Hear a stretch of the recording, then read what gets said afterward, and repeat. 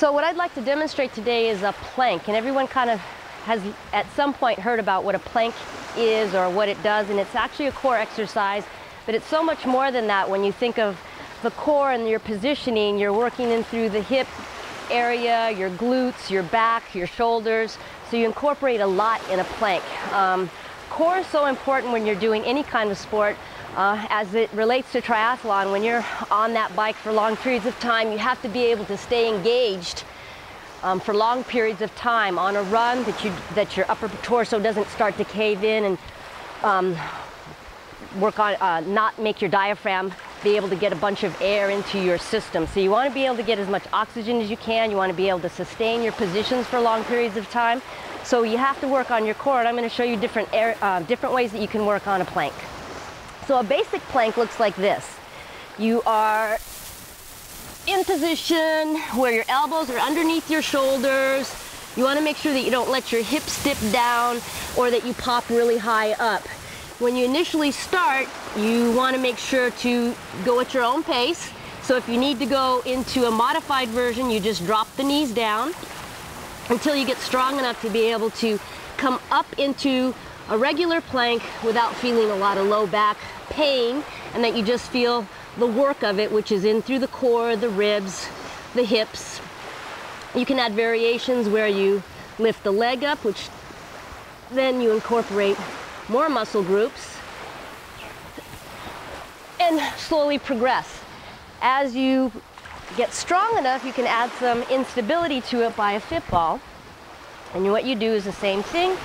Make sure that you're not dropping really low on the ball, that your elbows are right under your shoulders, that you're not leaning on the ball or popping way up with the ball. So from here, you want to get yourself stable. You can add those different variations like a leg lift. Holding it, at first just try to hold it as long as you can or quickly bring it up and down, whatever feels comfortable to you.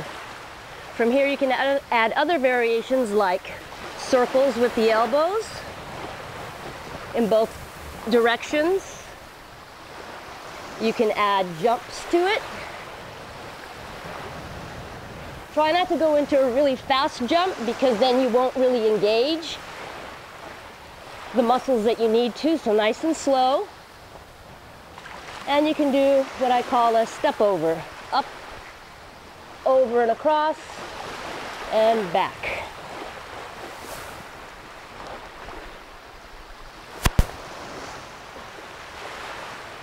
So there you have a couple of different variations with a regular plank.